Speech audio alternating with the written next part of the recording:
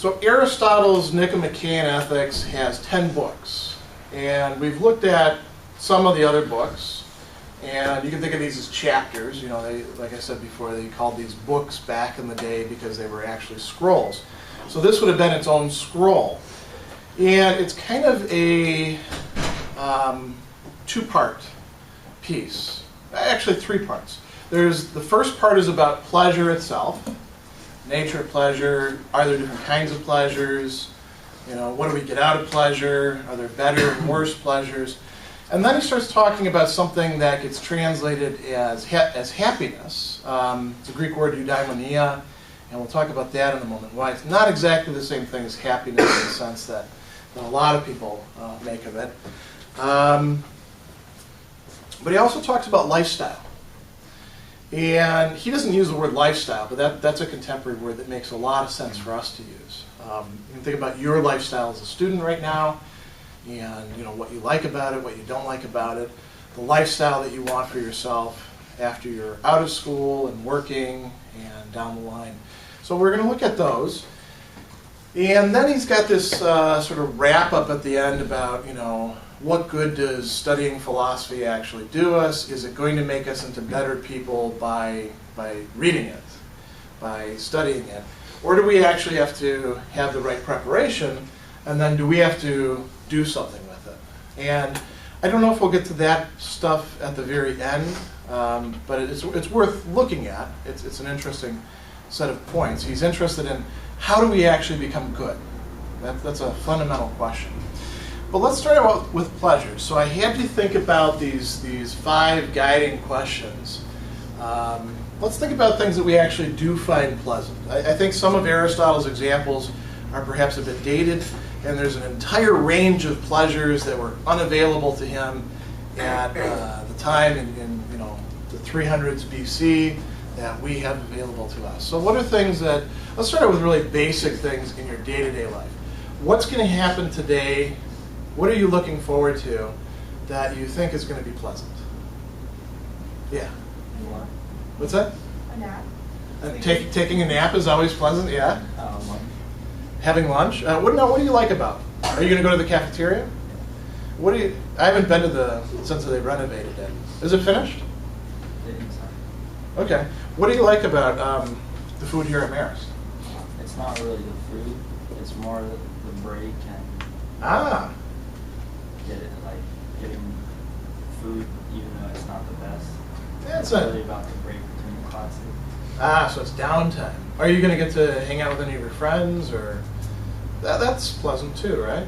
Somebody had their hand up over. Did you have your hand up? Somebody else did. What else are you guys looking forward to? So lunchtime, taking a nap. What else? Are there any classes you're particularly looking forward to going to? Maybe in areas that you're planning on majoring in? Anybody looking forward to going to a class today? Yeah, good. What else? What are you going to do? Yeah. Beating Josh in basketball. Okay, playing sports, you know. Daily. Activities. Daily. Are any of you going to work out today? Do you like to work out, or is it just a chore? What else? What about when the day is finished? Your work is done, your classes are done. What are you going to do tonight? Just study, right? Read constantly. Write papers. I mean, it's a Tuesday, so really, it's it's not a Friday. You're not going to be, going out, right? Or you might be. We enjoy going out, eating at restaurants, hanging out with friends. What else? I know my wife is looking forward to watching a show. I won't say what it is because we're going to watch one that's already played, and we're watching it through one of these channels that you can download older shows, which you're not supposed to use.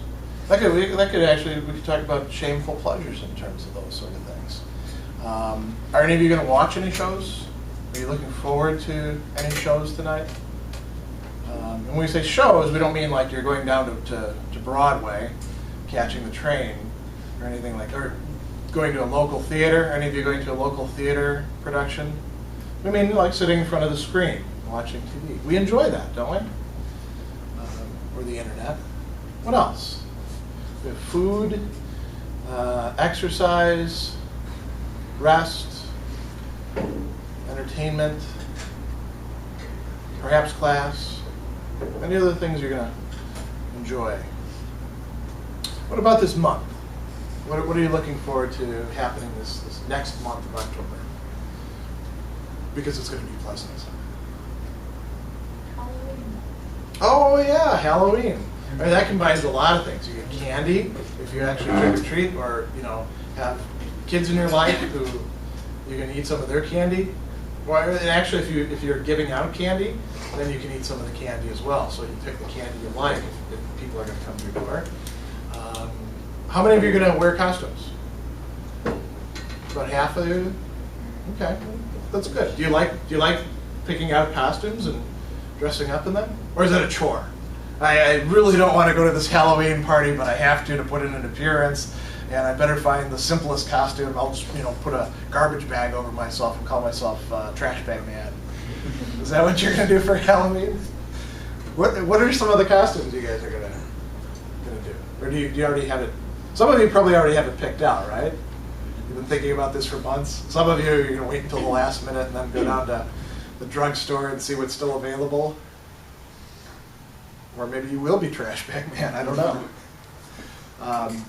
My wife actually wants us to be the Blues Brothers, which means that I have to shave my beard for Halloween, which I haven't done for quite a long time. Not really looking forward to that, but I am looking forward to dressing up because that's kind of fun. It's kind of interesting to think about what do we find fun about this activity. Perhaps it's an extension of our childhood. Perhaps there's something very different about adults dressing up than there is with kids dressing up. So Halloween. What else? Yeah. Oh, you don't have a hand up. Are you looking forward to seeing anybody this month? Yeah.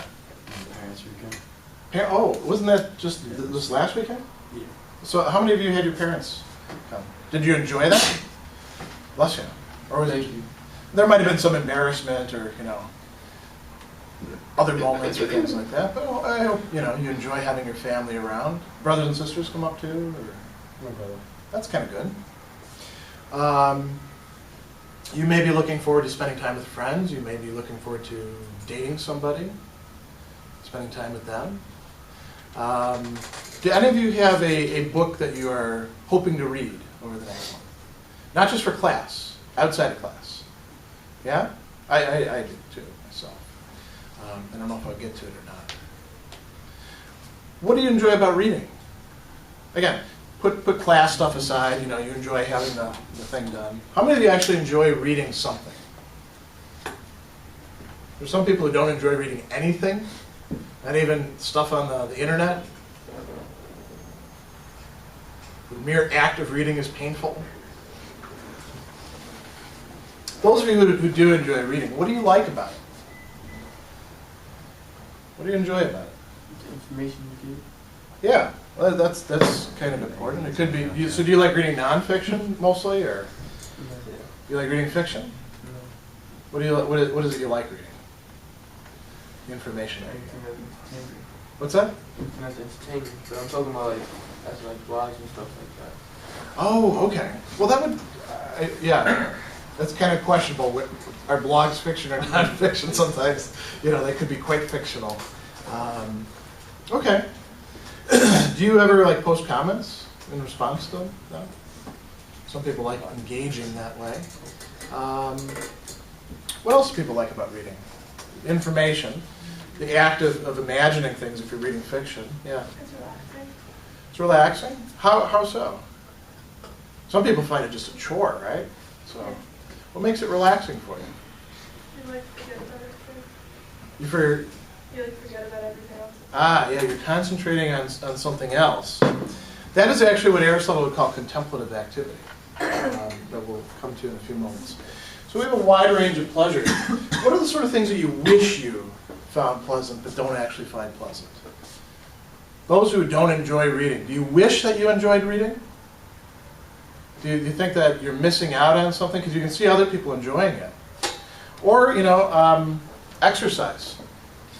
I remember when I was all the way up to graduate school, I really enjoyed exercising. And I would work out sometimes, you know, 3-4 hours a day, doing things like endurance lifting or loading up a pack with weights and going for a couple-mile hike and, you know, pick whatever you liked.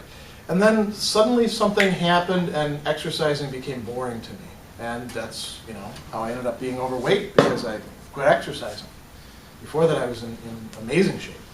And I wish that I actually enjoyed exercise because it would make my life a lot easier. And there's something kind of good about it. You know, there's something quite noble, as Aristotle would say, about exercise and the body. But it's just not my thing. I can recognize that that ought to be my thing, but it's not. Are there other things like that where you say, you know, I really ought to be able to enjoy this, but I don't? Yeah. Studying, yeah, that makes sense. Some people actually do enjoy studying, and they seem to get something out of it, and you might feel sometimes even a little jealous. Why isn't that, you know, for me? Are there people who you wish that you could get along with or appreciate? Because you can recognize there's something good there, but they're just not for you. Does that ever happen? Yeah, that happens. We're, you know, as human beings, we're not at the apex of perfection, even when it comes to what we take pleasure in. Let's think about this now, too. Are there, I'm not going to ask about, you know, whatever shameful pleasures that you know, would not want anyone to find out about. Probably, you know, somebody breaks it in a blog story or something like that.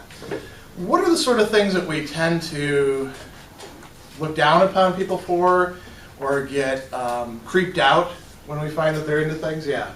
Activities meant for younger, like younger age group. That's interesting. Yeah. That's changed a lot in the last 20 years. There are things that, at least, you know, when I was younger, when we became adults, we felt kind of weird about, like, still wanting to do those activities. But now it's in a lot of cases sort of anything goes. I think the internet has contributed a lot to that. Like playing with action figures. You know, first off, when I was a kid, if you played with action figures, the older people would say you're playing with dolls, and then they'd get on your case because, you know, you're not supposed to play with dolls if you're a boy. But then, you know, once you're in your 20s, it seems like playing with action figures is a little weird. You know, that's for kids, but you still want to do it a lot of times. It's one of those pleasures that you're sort of retaining from childhood. Nowadays, anybody plays with whatever they want, I think. Isn't that more or less the case? There's like a whole community out there of brony people who are like grown men that are into My Little Pony.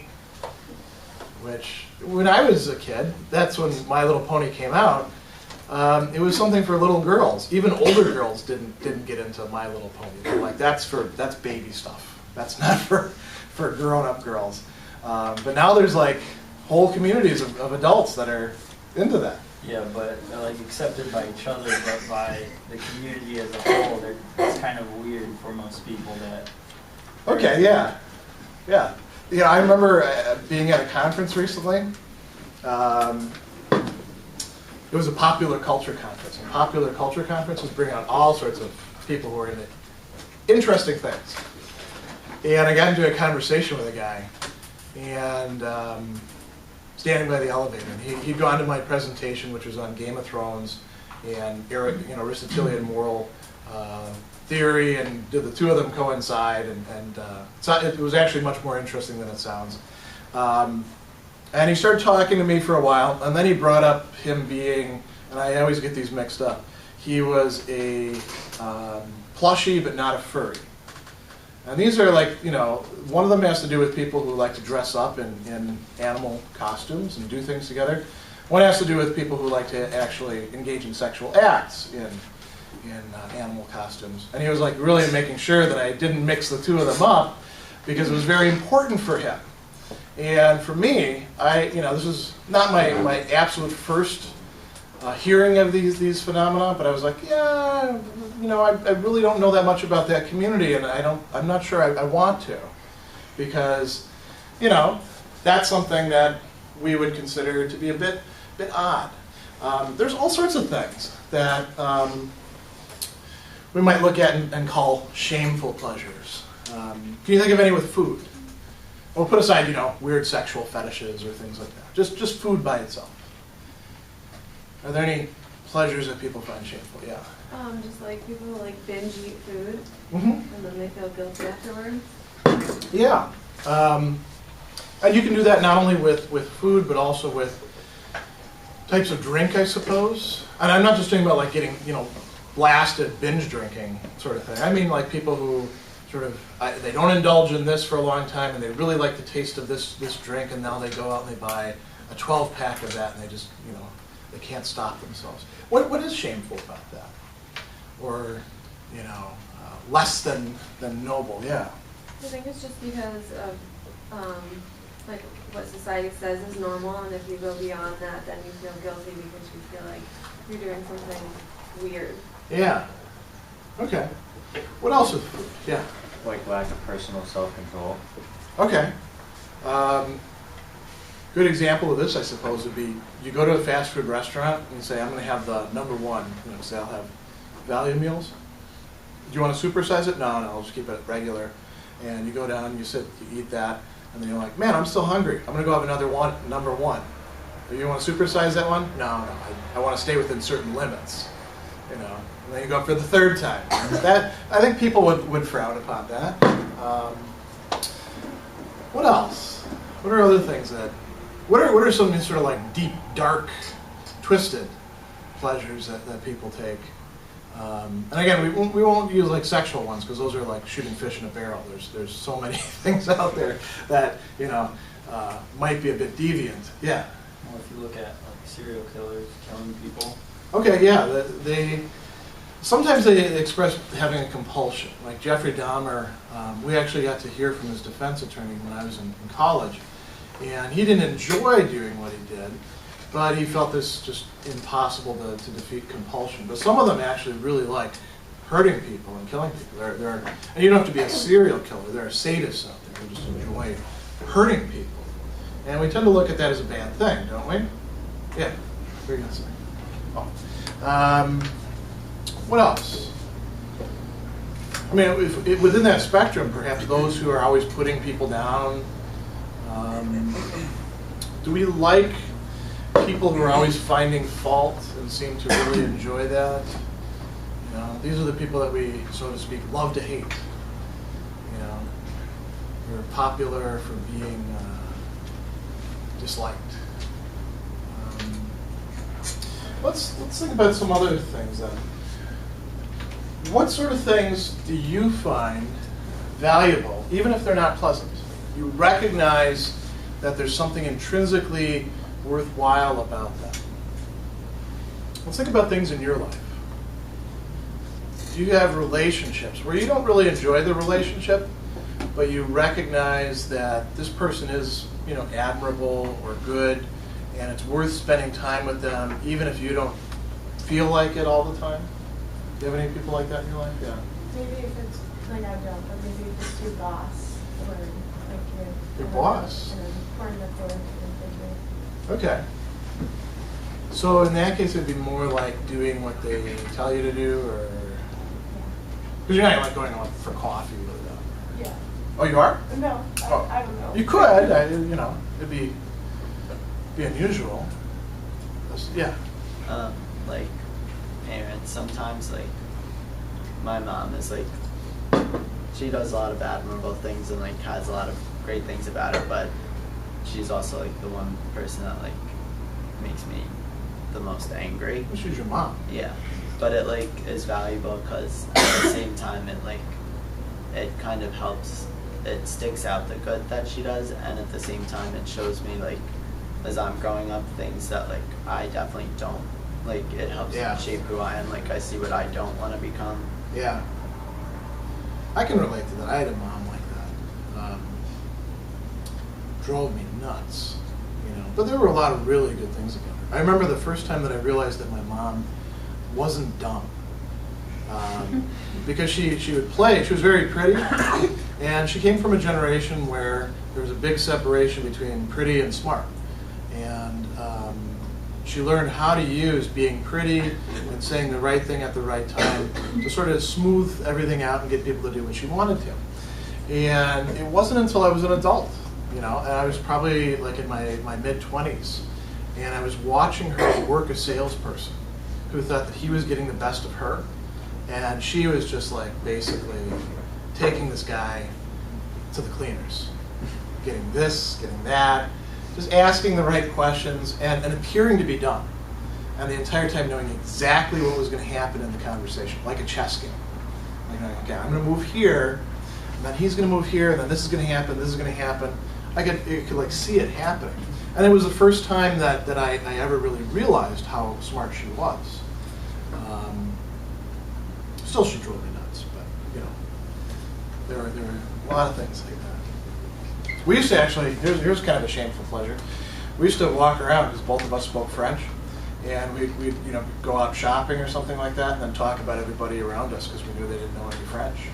So, my grandpa actually got himself in trouble when he was a mailman because my family's French Canadian. Everybody in the mail office, you know, it was Chicago, so everybody was one ethnicity or another. A lot of them like fresh off the, you know, Ellis Island, and people would say things, you know, as they were leaving. Like the Italian guy would say "ciao," you know. People would say goodbye. He would actually say, as he was leaving, "Hey, mange la marde." Does anyone know French? What that means? I don't know French, but I don't know what that was. It's not a nice thing to say. It means eat, you know, poop. Right? And he was doing okay until a guy who actually knew French started working there, and then the gig was up. You know, that was probably not the sort of thing he should have been taking pleasure in. Not a good thing to tell people that sort of thing. You know. What else? Are there other things that you think are valuable? Like, you know, talk about exercise, study. Are there certain modes of behavior, certain qualities that you recognize that they may not be pleasant, but a person who has them is a good person? They may not be pleasant to exercise, like being courageous. Is it fun to stand up to people? It's tough, isn't it? It's kind of scary. That's what makes it courage, that it's still a little bit scary, and you master that fear, and you accomplish some good things. Here's the last thing. Where do we actually get our guidance about what sort of pleasures we ought to enjoy from? We have a lot of different sources compared to Aristotle. How do you learn what's pleasant for you? How did you learn what you like? Well, like your parents kind of help guide you to figure out the things you like. So like as a kid, they put you in all sorts of different activities, and then you figure out which one you like the best, and then you pursue that later on. Yeah, good parents do that. Yeah. Which is good. I'm glad you had good parents that you know took care of that sort of thing instead of just saying daycare is going to be your activity, you know, or watching TV. Just watch that show. Stay out of my hair. That's what some parents do. But yeah, you're right. Parents, caretakers, maybe you might have teachers who steer you in a certain way. Hey, you might enjoy this book. Why don't you read it? Older brothers and sisters could do that, I suppose. There could be friends. Friends can steer you. Hey, have you tried this? Oftentimes, friends can be very good influences or bad influences. You have yourself, too. I mean, you've experienced a lot of pleasures, and you've tried things, and some things you like and some things you don't like, right? You figure that out over time? Are any of you like doing things that you just don't like because you feel that you know it should be pleasant for you and it just doesn't turn out to be pleasant? Well, you're the one who gets to figure that out, right? Who else? I mean, Aristotle, in his time, they had the poets. We have this entire, you know, industry out there telling us what we should enjoy and what we shouldn't enjoy. We have the entertainment industry, we have advertising, we have entire magazines devoted to consumer products to tell you which ones you ought to enjoy and what you ought to find enjoyable about them. You can pick any sort of thing that you like. There's websites, blogs, magazines devoted to it, you know. So these are all good things to keep in mind. Now let's look at what Aristotle actually talks about in this last book. So one thing that he's concerned with is a question, really broad question.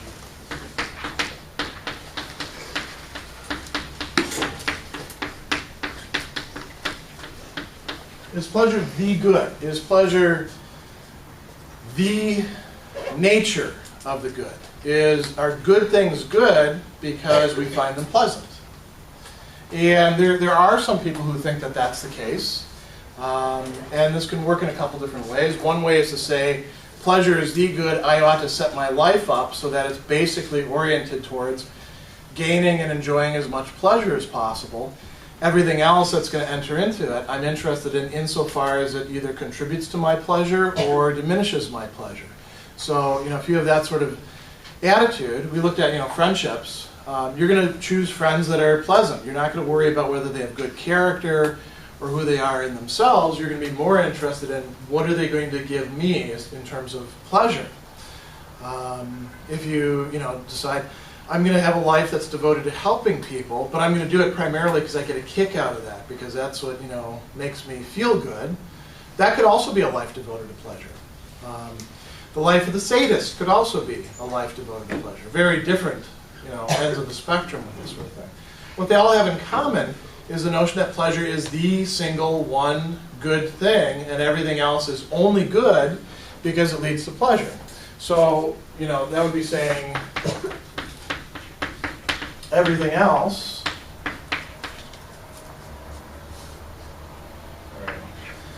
is only good or bad because it leads to pleasure or to the lack of pleasure or to pain.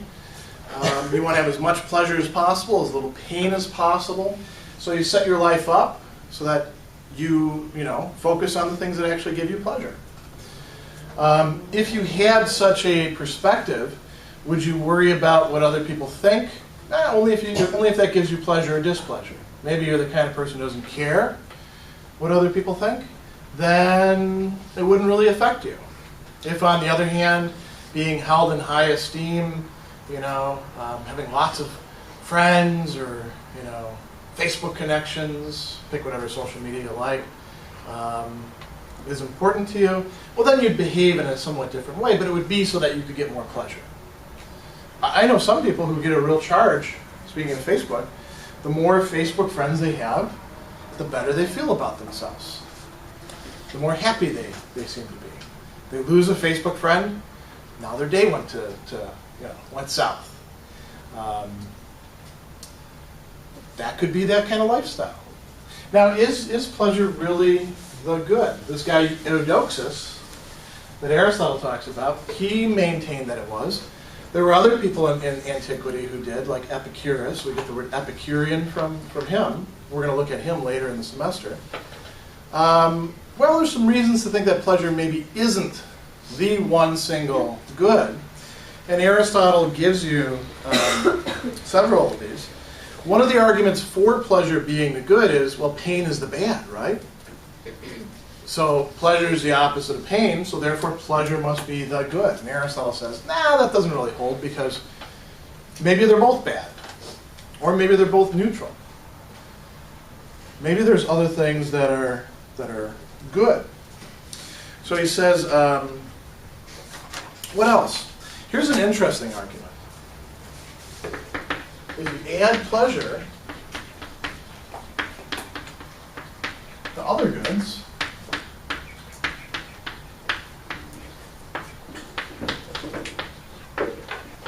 then you increase the amount of good, don't you? So if reading is a good thing, but you're not really happy with it, you don't take enjoyment in it, reading becomes a better thing when you add enjoyment, right? Or if going to the movie theater it's already enjoyable, right? Go to see a movie. Is it really going to the movies without popcorn and soda? Or are you kind of missing out on the experience? What do you guys like to have when you go to the movies? Candy? It's smart to smuggle the stuff in because you pay an arm and a leg for it. People like to have all that kind of stuff in movies. I don't know, maybe some people like beef jerky when they're watching a movie, or coffee, or go to some movie theaters, you can actually buy beer and bring it into the movie, which is kind of nice. Does that add to the experience? Does it make it a better experience? Sure, right? Do any of you like to go to concerts? See a band? Now, you could just listen to that MP3 of, you could put together a mixtape of them, right? Wouldn't it be just as good as going to the concert? Why not? What are you missing out on?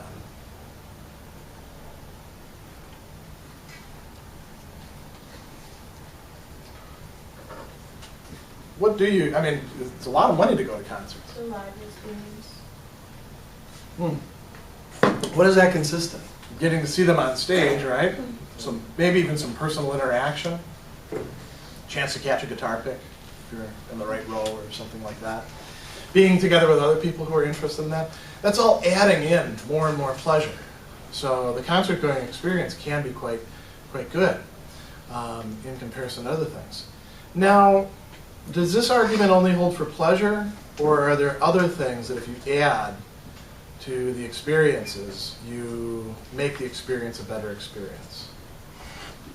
How about understanding? How about moral goodness? Virtue. How about respect? You could pick a lot of other things, and if you add them in, you have something that's more good. So pleasure isn't necessarily the good in that case, since a lot of goods do that. Another issue that comes up that Aristotle points out is, why don't we think that pleasure is necessarily the good? We distinguish between better and worse pleasures.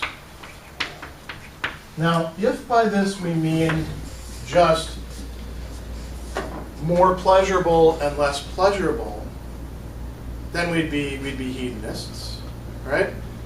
Everything would be reducing to pleasure.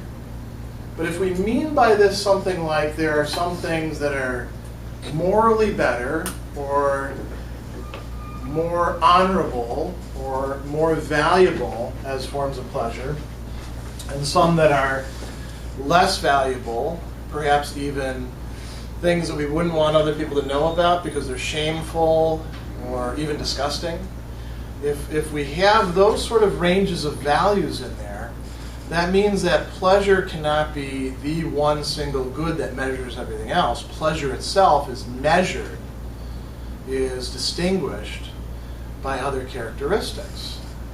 So this leads us into this discussion that he has about different kinds of pleasures and whether they're better or worse. Now,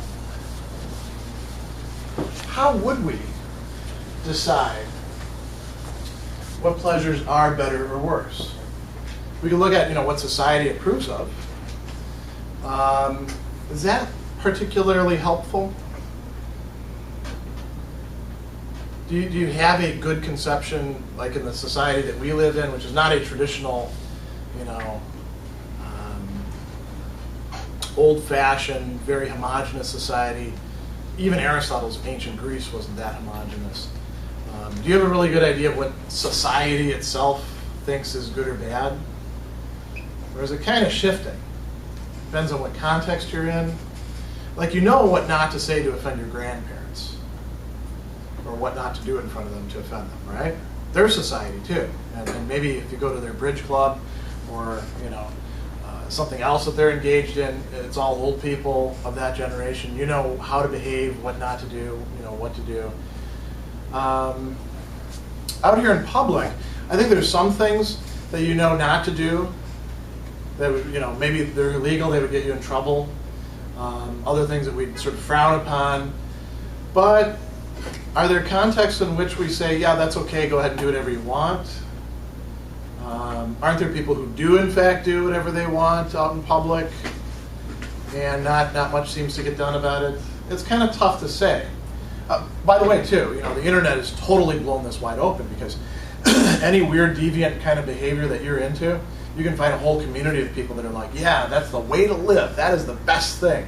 So that also contributes to it. So can we rely just on, social approval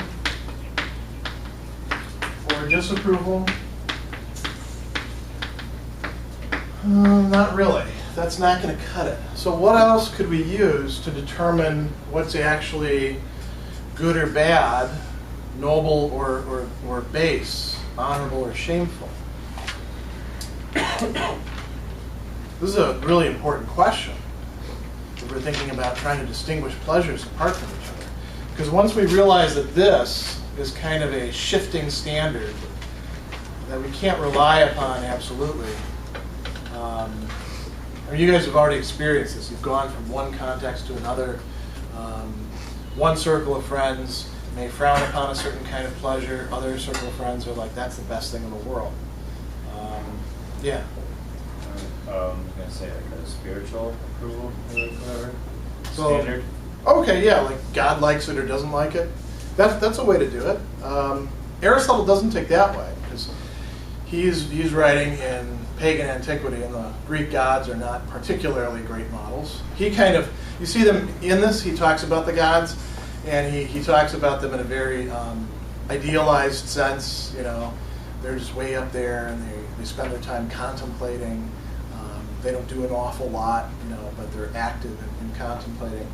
He's managed to, he wouldn't say Zeus actually throws thunderbolts at people, or makes all sorts of little godlings cheating on his wife, here and there. But yeah, once you bring in Judaism or Christianity or something like that, maybe you got a whole different set of standards you can use. Aristotle's going to do something a bit different. He's going to look at human nature. What is it to live a distinctively human life? What is it to be fulfilled? How are we different from the animals? And one way we are different from the animals is actually recognizing spiritual values and beings, right?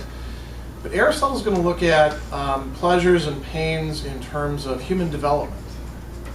And so we can say that some are higher and some are lower, depending on whether they are, making the better parts of ourselves come to life, develop, reach the potential that they ought to have.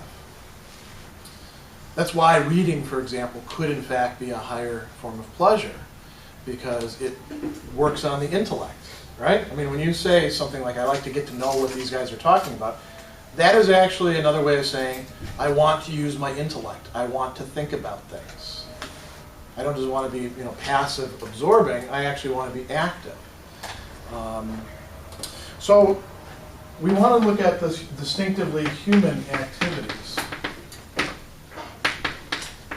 because activities lead to pleasures, and we measure the pleasures in part by the activities.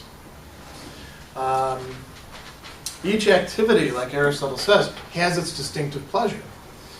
He contrasts us to the animals. Like he says that with animals, this is skipping ahead a little bit,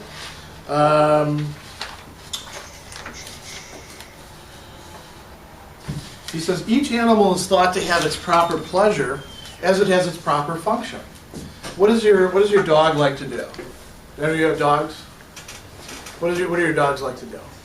Sleep. Well, everything. He likes to sleep. What do they do that's distinctively doggy? Oh, we like to just run around and eat and chew on stuff. Yeah, they like to chew on stuff. Everything likes to eat too. They like to chew on things. Why? That's part of their nature. They would actually, why do dogs like to chew on bone-like things? In the wild, they would be chewing on bones to get at the marrow inside of the bones, because that's part of what benefits their nature. Dogs like to do roughhousing and hunting type of games and fetching things. Why? because that's part of their nature. How many of you have cats? What do cats like to do that's a little bit different than dogs? Not meow. Because that's, cats are even better hunters than dogs are. Cats are, house cats are the best, I'm going to say this in an unqualified way, they are the best predator creature next to us. They feast on the largest range of animals, except for us. We eat anything.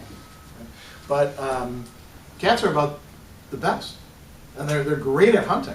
They actually did this study that got a lot of people upset. They put little cameras on top of the cats' heads in England just to see how many birds do these cats kill on average. Turns out they kill like 3 times the amount that people thought they did, and that's why there's not as many songbirds. So, a lot of people got very angry about that. But, the cat loves that sort of thing, and it enjoys it. And you can like take the string and make it move, and the cat, likes chasing the string, and you can get the cat to wrestle with you sometimes a bit, especially if they're kittens. And they like that. They take pleasure in those sorts of activities because that is their nature. Can you do that with a horse? Horses are very different kind of animals. They're herd animals. They're not predator creatures, which I think are a little bit easier for us to relate to. They're prey creatures. So they have a whole different range of pleasures than we do. We're not like that. Aristotle says each animal has its proper pleasure as it has its proper function, that which corresponds to its activity. What about us? Is our nature so determined by our instincts? We do all sorts of things. So we have an entire range of possible activities that can be pleasurable for us. He talks about music, for example. How many of you have played an instrument? At least, picked one up and putzed around with it. When does it become pleasant? When is it fun? Yeah. When you know what you're doing. When you know what you're doing, and what else? You're actually getting to play. Is it fun to play with other people who know what they're doing? To jam. Or even to do something, coordinated. It is fun. It's an activity. Does it get more fun the better that you get at it? When you're no longer thinking, how do I do this scale? Or what's the chord progression for this song?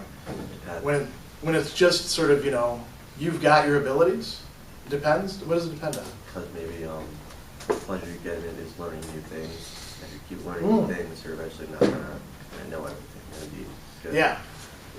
Now that's not only a pleasure in music, that's also a pleasure in learning. We enjoy learning things.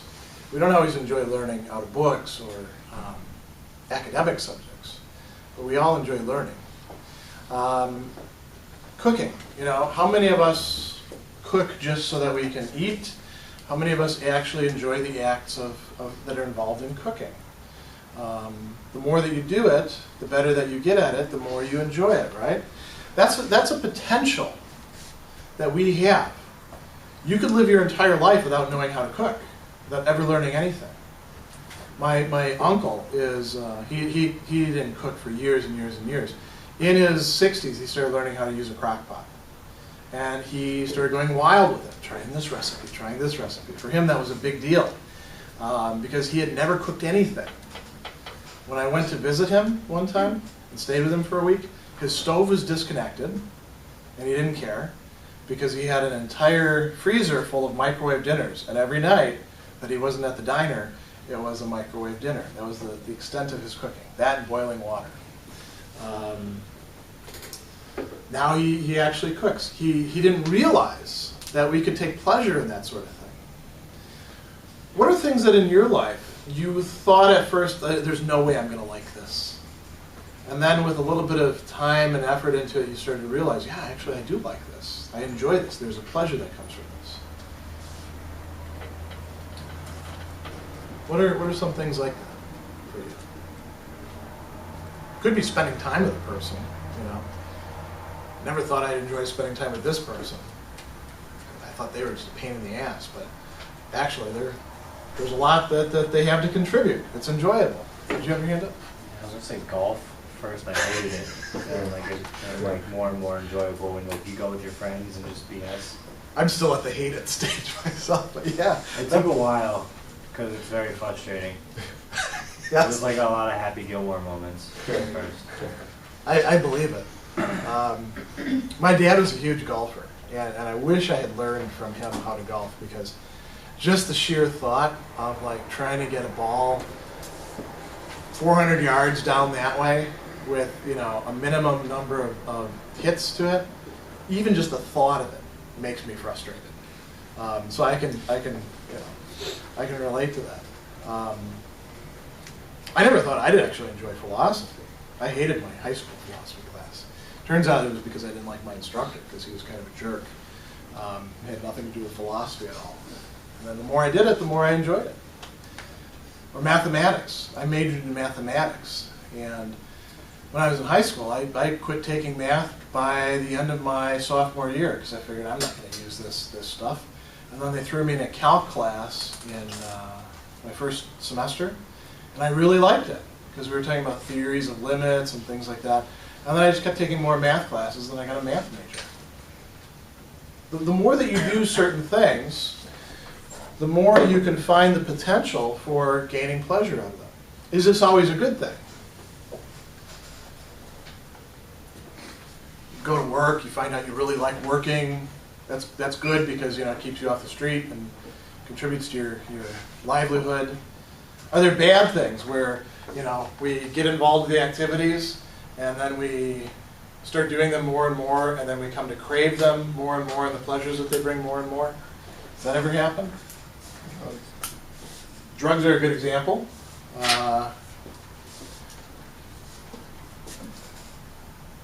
What else? Any other just drugs you need to watch out for? As long as you stay off of drugs, you're okay. You know. Stealing. Yeah, I suppose you can get a taste for that. People get a thrill out of it, you know. Sometimes people shoplift, they say, it makes me feel alive.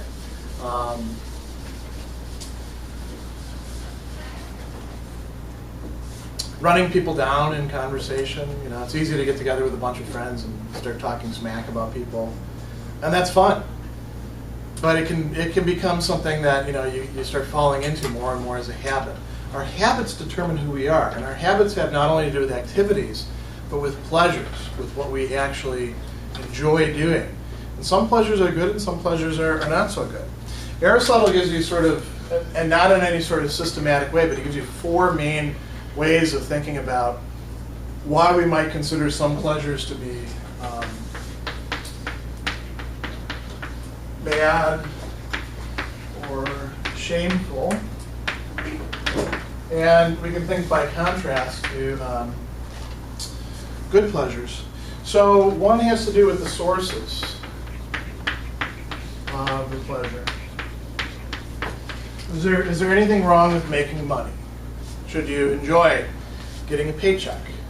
Yeah, it's okay. You know, money's not the good in life, but it is a good, and Aristotle thinks that you need to have some of it. But if you really enjoy making your money by humiliating people, that's not a good source of it, or by stealing. There are some sources of pleasure that are just not good sources. And we know what these are usually. We can recognize them. Sometimes people don't want to admit them to themselves. Could also be the consequences.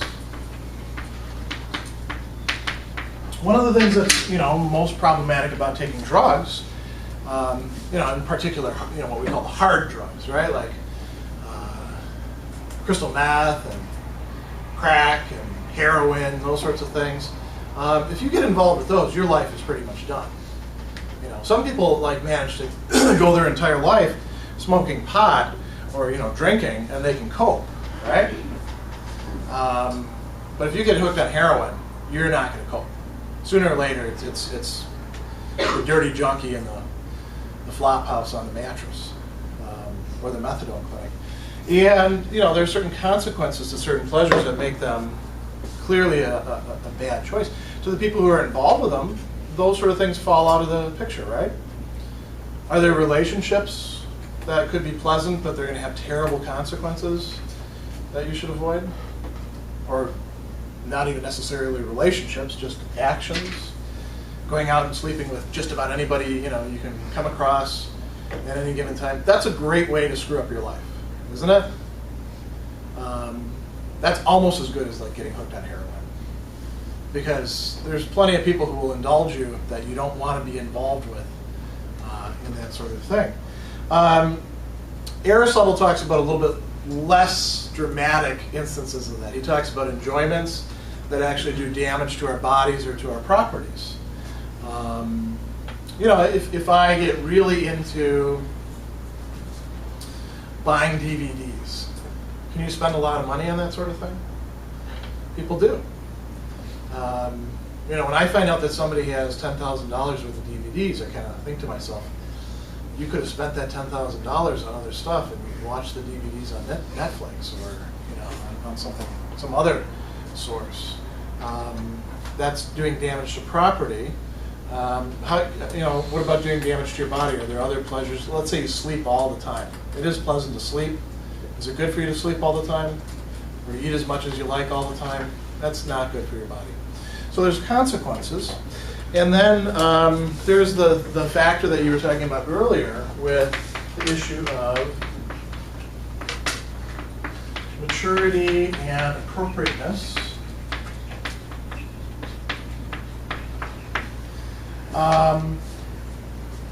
At least for Aristotle, I mean, this is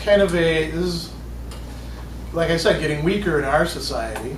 There are some things that are considered to be legitimate pleasures for kids, but when an adult is into them, you're looking at them as if, well, there's something a little bit wrong with that guy, or that lady. We ought to develop beyond the pleasures of childhood. If somebody is eating candy all the time, kids love candy, right? That was probably your first really significant pleasure that you felt after, like bonding with your parents. You tried candy and you're like, man, this is great stuff. I want more of this. Let me have as much as I can get. That's why Halloween was such a great time. It wasn't just the dressing up, it's getting candy. If you're walking around, here's a good example. If you're walking around when you're 28 years old, sucking on a ring pop, people are going to look at you a bit funny. I understand that that became like a fashion thing for a little while, a couple of years back, but it's a little weird, isn't it? If you have a whole cabinet full of ring pops, and each day you pick out which ring pop is going to be your accessory, it's a little strange, So there's that. And then Aristotle talks about the possibility of disorders of the soul or the body. There are some things that are not in themselves naturally pleasant that you can become habituated to, and then you find them pleasant. Like getting beaten, for example. Some people are into getting beaten by other people. Most people don't like that, right? And for good reason. It hurts to get beaten, doesn't it? If you've ever been beaten, or even spanked, or humiliated. Some people are into being humiliated.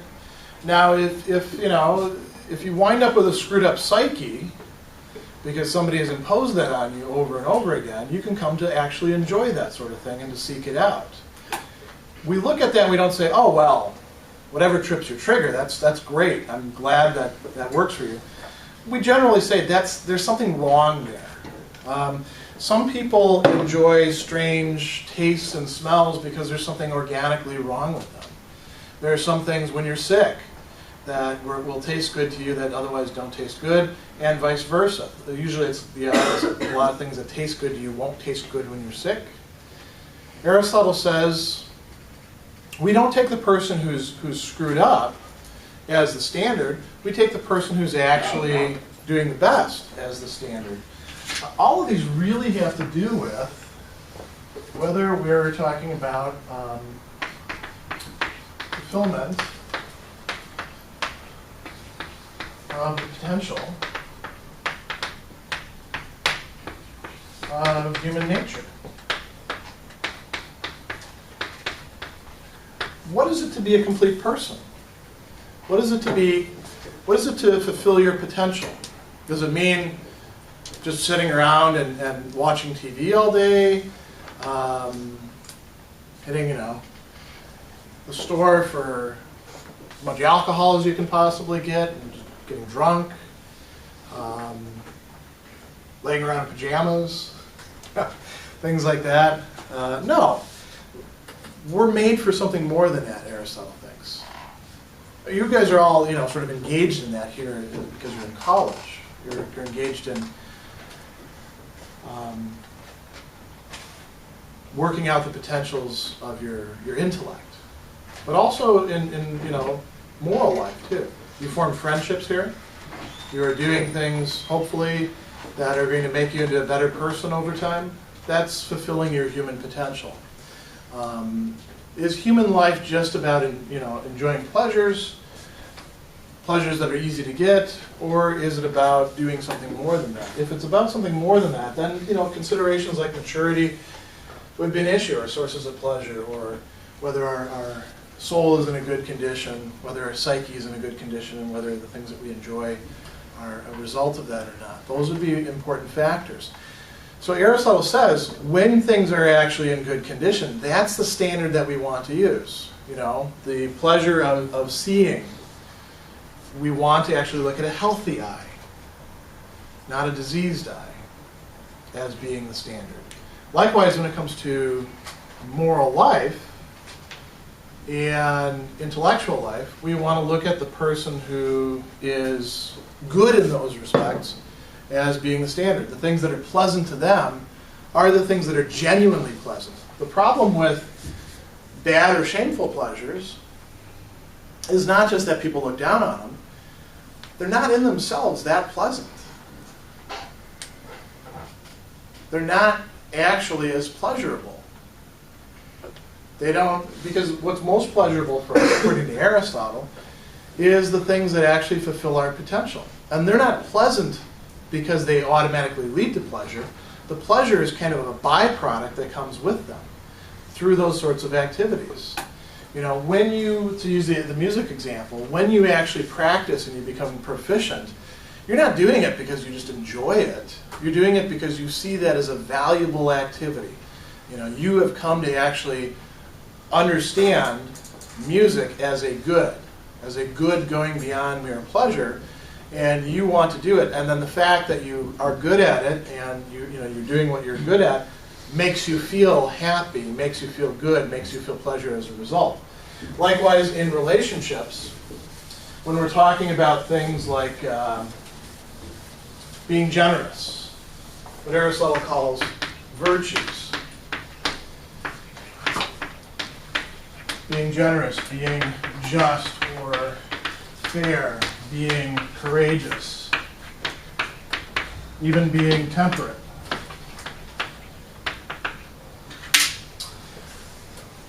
We're not automatically this way. These are good character traits that we have the potential as human beings to develop and to exhibit. And they take work, they take habituation. We don't automatically have them. It's not like you could get a chip or take a pill that would make you automatically generous.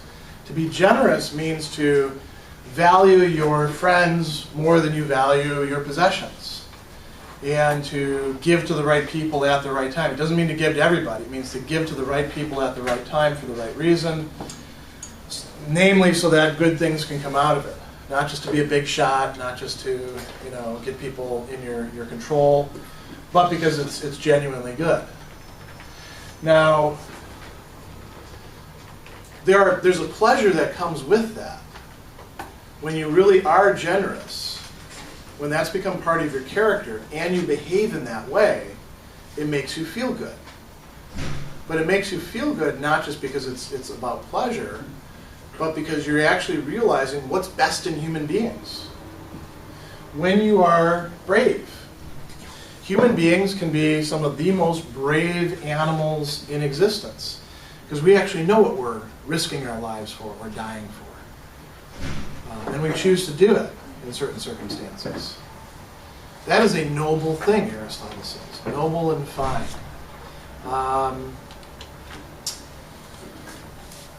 We're not automatically that way. We have to develop that as a potential.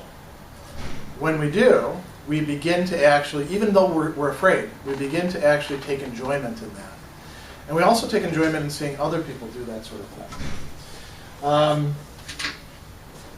So we have moral virtue, and then we have reason or intellect.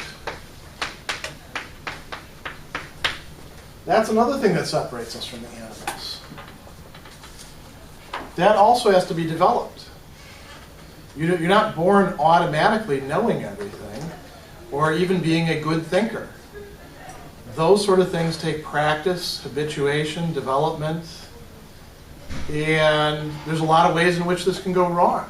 You know, if you spend all your time just watching TV, you're probably not going to become a very bright person. You may, in fact, be very well informed about what's on TV. You might actually even, because we have good writers these days, come up with some wittiness on your part. But you're probably not going to be developing most of the parts of your intellect. On the other hand, if you read great literature, you probably will develop your intellect. That's why it's great literature. And at first it's really boring to read, dull, dry. But the more that you do it, the more that you develop your intellect, the more you're able to enjoy its distinctive activities. The more that you're, after a while, thinking, instead of giving you a headache, is a pleasant activity. And you want to think about things. You want to know. You want to examine. These are the things that are the highest in us, Aristotle thinks. So when we get to the question of lifestyle and happiness, let me put the other option over here.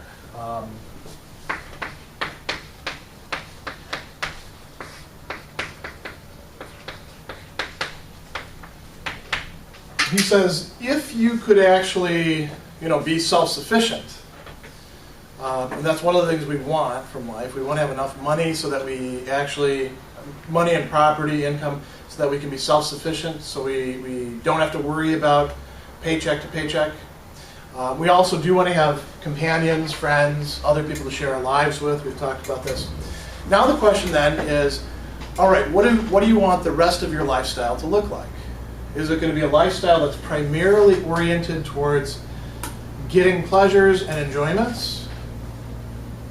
Because that's what a lot of people do, right? A lot of people, when they have power and money, they say, I'm just going to enjoy myself. Or they're able to retire, they say, they walk out of their job and they say, screw all of you.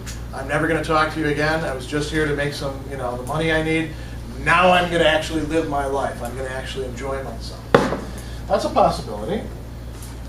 Or, should you live the lifestyle that he calls the life of action, the active life? He calls this the political and also the military life. Would we necessarily have to confine ourselves to that? If your life, once you actually have enough resources, is devoted to making people's lives better, but you're not doing it by engaging in politics or by defending them a la the military, is your life just a life of enjoyment and not a life of virtuous activity? No. As a matter of fact, if you're working within the household and taking care of people, your life might be a life of virtuous action. Helping other people realize their own potential, or at least have a good life. Homemakers can be living the life of virtuous activity. Then there's the life over here of what he calls contemplation.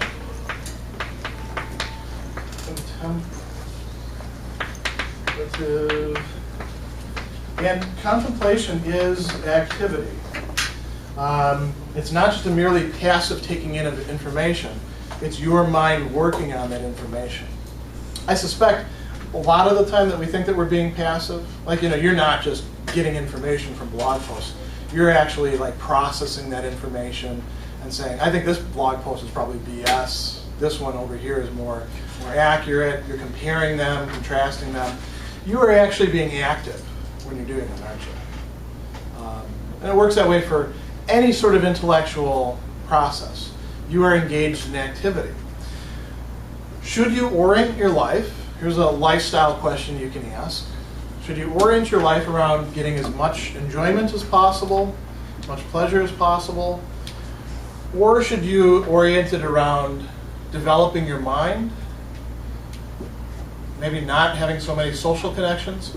Or should your life be a social life in which you are not just having a good time, but actually accomplishing something worthwhile, doing good things, developing your character and exhibiting your character, and probably spending your time with other people doing those sorts of things? That's a real issue that each person has to decide. Once you get past the basic things of how am I going to make some money, how am I going to put food on the table. It sounds like we're contrasting, well, how about this life of enjoyment against these two unenjoyable lives that are about things that really are good. We ought to acknowledge that they're good things, but they're kind of boring or at least not very fun, right? Aristotle's point, though, for the person who actually develops themselves in this way, this is more pleasurable. There's a greater pleasure for the person who routinely engages themselves in good action than there is in just watching TV or, going out with friends just to enjoy yourself. This is kind of empty. This doesn't realize what it is to be a human being so much. This is kind of an animalistic life. This, over time, you get to realize what it is to be a human being. This is even better, according to Aristotle. This brings us closer to the actual status of the gods, the divine, who get to contemplate things all the time. The highest thing in us is our rationality, according to Aristotle. So if you really want to have the most pleasant life, you should devote yourself to intellectual pursuits until they actually become pleasurable for you. And once you do reach that point, you won't want any other sort of life. That's his argument. Personally, I'm sort of torn between these two. I think he kind of gave this maybe less attention than he should have. What was the life Aristotle himself picked for himself? It was this kind of life, but it wasn't just, contemplating eternal things. He was writing about human beings, what makes human beings tick. He spent a lot of time dissecting animals. It was lucky that he was actually friends with Alexander the Great, because Alexander could detach a whole bunch of hunters to get him specimens to work on.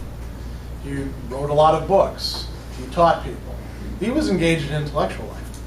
I don't know. I think that this could probably be just as valuable. Perhaps this is just as, in some ways, human as the intellectual life. Something has been left out of this as well, which I'll close by mentioning. And we brought up religion earlier, or spiritual values.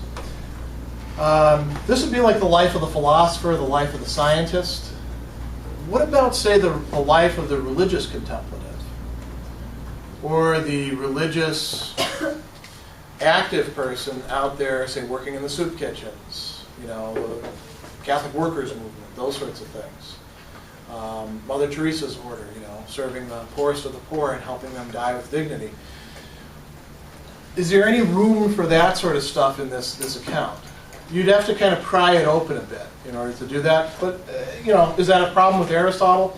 Aristotle didn't know about those sorts of values at the time, so it's not really a complaint against him so much. It's just noting that maybe there's more to human happiness and to the best kind of life than that. So that's where we'll leave off.